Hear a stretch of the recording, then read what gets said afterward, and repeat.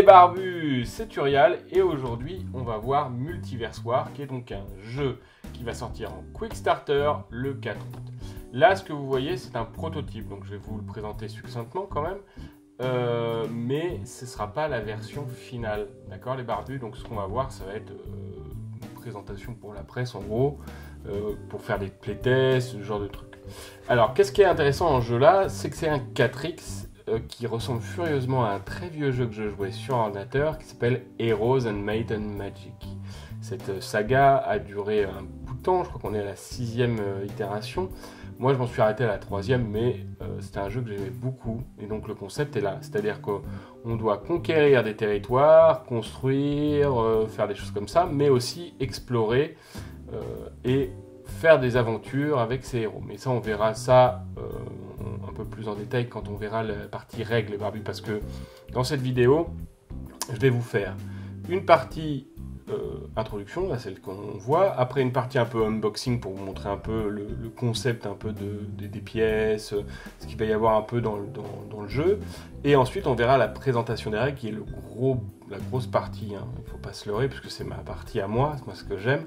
Voilà, donc c'est 3C Studio qui va faire le Quick Starter, c'est lui qui m'a envoyé la boîte et je les en remercie, comme ça me permet de vous faire cette vidéo, et ça va sortir le 4 août, donc voilà, je pense que j'ai dit à peu près tout. Donc passons à la partie unboxing les barbus. Alors, voilà à quoi ressemble à peu près ce qu'il y a dans la boîte. Alors, j'ai pas mis les deux factions, parce que moi j'ai un prototype pour 2 joueurs, il y a les bleus et les oranges. Je vous ai mis juste les oranges. Alors, ça c'est les cartes aventure, donc il y en a quand même déjà des tonnes, qui permettent en fait, si vous verrez sur la description des présentations des règles, de faire des aventures et donc de gagner des choses. Donc c'est très important pour le côté ludique du jeu. Il y a ces cartes-là qui sont des cartes de combat qu'on peut récupérer pendant la partie et qui permettent d'avoir des petits avantages. Donc il y en a quand même aussi là des tonnes. Je n'ai pas regardé si elles étaient toutes uniques par contre. Ça c'est les bâtiments. Donc voilà, c'est tous les bâtiments qu'on peut construire. Donc les forteresses, les baraquements, les tours de garde, etc., etc. Il y en a 5 types. Ça c'est les troupes. Donc là vous voyez il y a plein de petits symboles, c'est des petits symboles mais on reviendra aussi pendant la présentation des règles. Il y en a 16 pour être exact, plus un ours qui doit être un pouvoir je présume d'un des héros. Ça c'est les petits tokens pour savoir si on a perdu des points de vie, ce genre de trucs. Donc ça pareil c'est bon, c'est assez classique. Et là on a les cartes de héros. Donc les cartes de héros elles vont s'intégrer dans le plateau de héros qu'on voit tout en bas, le plateau de joueurs. Et il y a 4 héros différents dans ce prototype, donc peut-être qu'il y en aura plus, mais a priori dans la règle, on ne peut pas avoir plus de 4 choix de héros et on ne peut avoir qu'un seul héros par joueur. Donc ça c'est la petite fiche explicative des règles qui est très importante, qui permet de ne pas trop se prendre la tête pendant la partie. Donc là, ça c'est le plateau du héros, donc là je vous mets des petits trucs pour vous montrer un peu comment ça marche. Donc on met des petites briques qui sont en bois là pour le coup, après je sais pas si elles seront toujours en bois mais je pense que oui, je présume, où on va définir ce qu'on a comme pouvoir, ce qu'a récupéré le pouvoir de nos unités, le nombre d'Etherstone qu'on a, voilà, donc c'est top, c'est assez, enfin, c'est fait maison, franchement c'est très bien fait pour un prototype, franchement je trouve ça très très bien fait, donc ça augure bien pour la suite des opérations.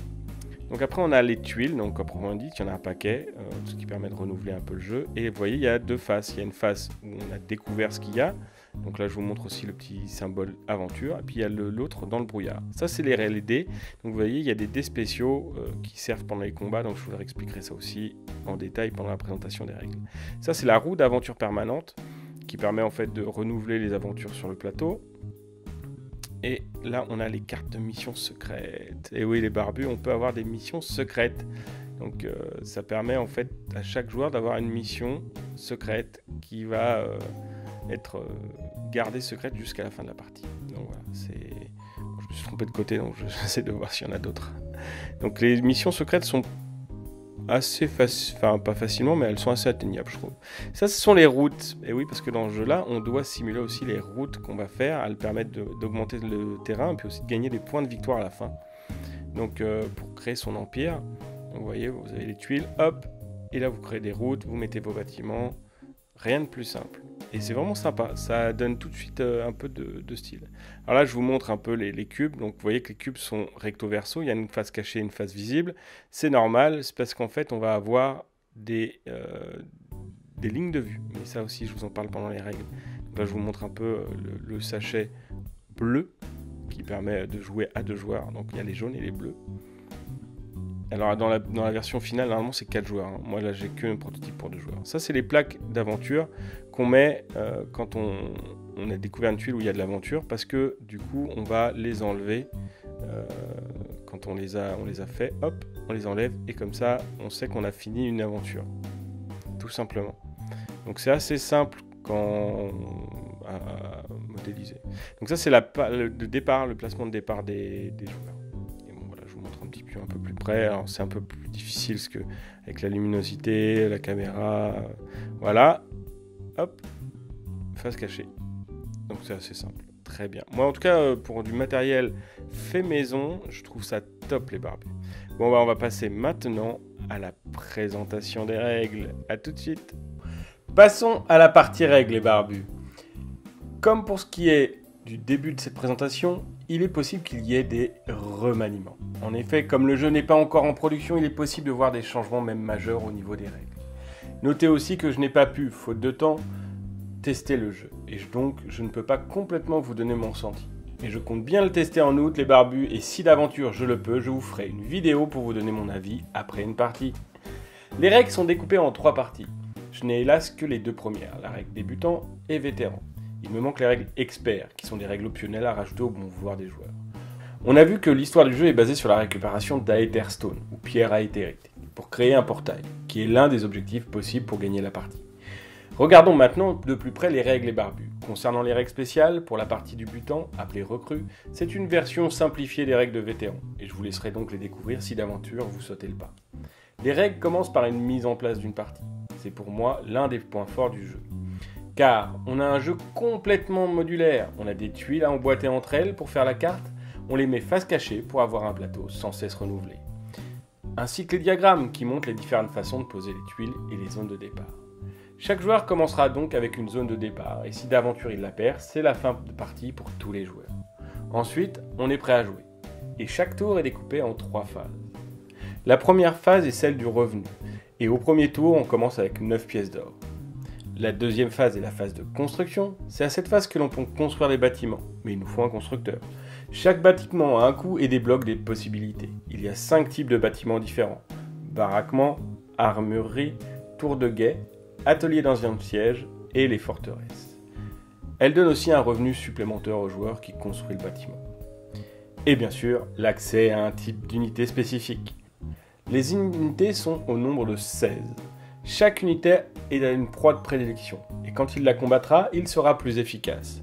L'auteur des règles nous indique que ce système est un peu comme un pierre-feuille-ciseau. L'unité A est forte contre l'unité B, l'unité B est forte contre la C, et la C contre la A.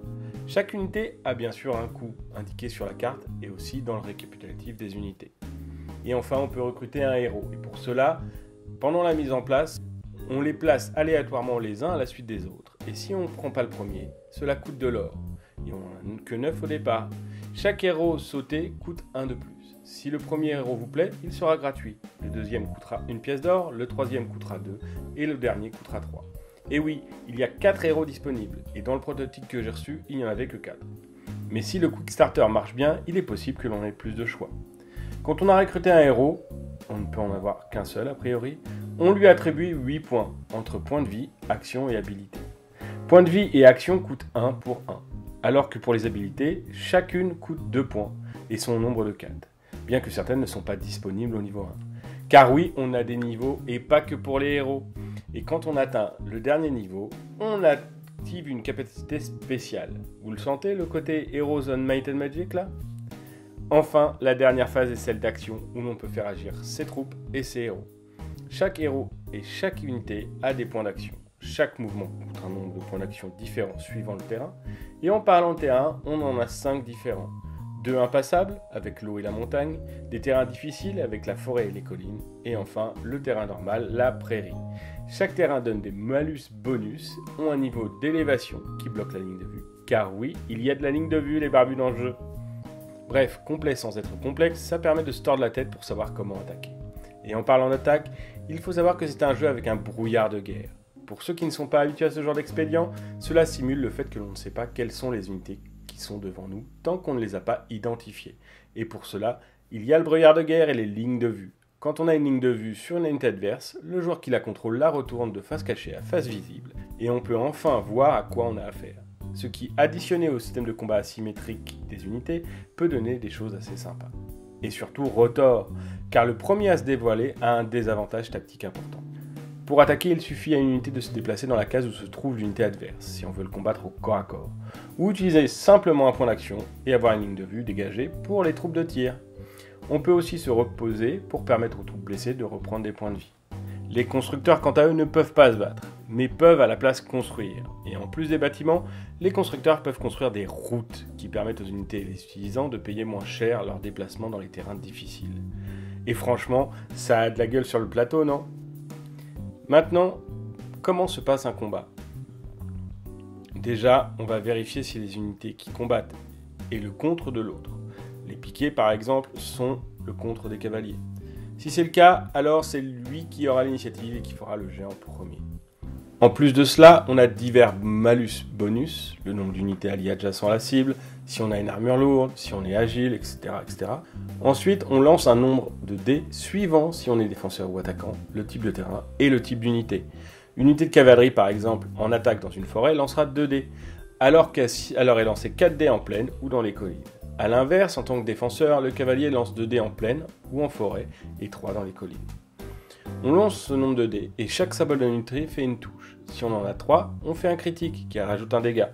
Et si on a 2 explosions blanches sur fond rouge, on fait aussi un critique.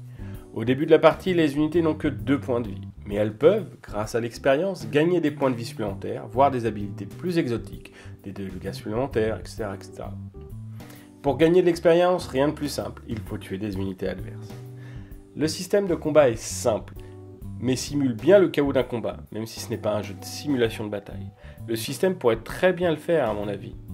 Du coup, on peut aussi faire d'autres actions avec ces unités, comme aller chercher des éclats d'aéther dans les mines qui sont disséminés sur le plateau de jeu.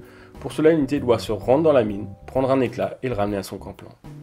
Les éclats peuvent être utilisés de différentes manières. 2 permettent de gagner 5 pièces d'or, 3 d'améliorer l'équipement d'une unité, 4 de promouvoir une unité, 5 de promouvoir un héros d'un niveau, et bien sûr, si vous avez 20 éclats, vous avez gagné la partie. En plus des combats et de la collecte de ressources, il y a un aspect dans Multiverse War que l'on n'a pas encore abordé. L'aventure. Et oui, l'idée est que le jeu se veut autant exploration que combat, le concept même d'un 4X. Il faut bien sûr que tous les X soient présents. On a donc sur les tuiles des zones d'aventure à explorer, soit avec un héros, soit avec une unité. À ce moment-là, on tire une carte aventure et on résout son effet, avec des obligations et des gains. Si on a réussi, on défausse la carte et on gagne les gains. On défausse aussi le jeton aventure du plateau pour indiquer que l'aventure a été effectuée avec succès. Si on rate, on défausse la carte et l'unité ou le héros qui a visité la zone d'aventure retourne sur sa case.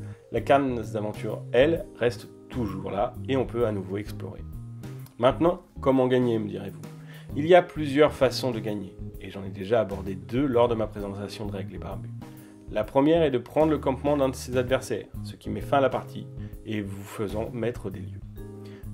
La deuxième est d'accumuler 20 éclats d'aéther. La troisième est via une limite de tours, définie par les joueurs, qui additionne les points de victoire via un tableau, les bâtiments construits ou détruits, les missions accomplies lors de la phase d'aventure, les routes connectant ces bâtiments et le nombre d'aétherstone. Et enfin, la quatrième est la mission secrète. En effet, chaque joueur tire au début de la partie un objectif secret, qui ne sera révélé qu'une fois celui-ci accompli, et qui met fin automatiquement à la partie. Voilà les barbus, je pense qu'on a fait le tour des règles. C'est succinct, je ne suis pas entré dans les détails, mais vous me connaissez. Moi, ce qui m'importe, c'est vous donner une vue d'ensemble du jeu pour que vous puissiez vous faire un avis, et non vous expliquer comment jouer. Je vous mets en description le lien de la chaîne de l'éditeur, qui m'a assuré que dans les jours qui arrivent, il va mettre en ligne une vidéo française sur les règles, les barbus, mais vous pouvez aussi d'ores et déjà aller voir les vidéos d'explication de règles en anglais. Je vous ai mis le lien vers la future page du Quickstarter qui ouvre le 4 août.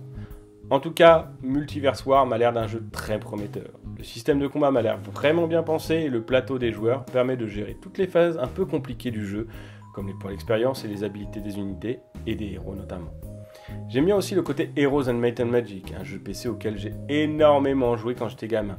Au premier, puis au 2, pour arrêter la saga au 3.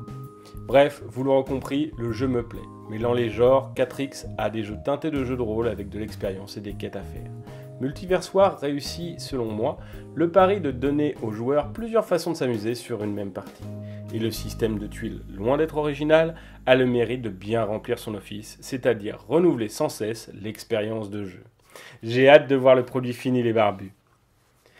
Voilà qui nous amène à la fin de cette vidéo. J'espère qu'elle vous a plu. N'hésitez pas à la liker pour nous aider à faire connaître ce super jeu, à me poser vos questions ou vos remarques dans les commentaires, à vous abonner si ce n'est pas déjà fait et à activer la cloche de notification pour recevoir les alertes de nos futures vidéos. Quant à moi, je vous dis à bientôt pour une prochaine vidéo les barbus et que le poil soit avec vous.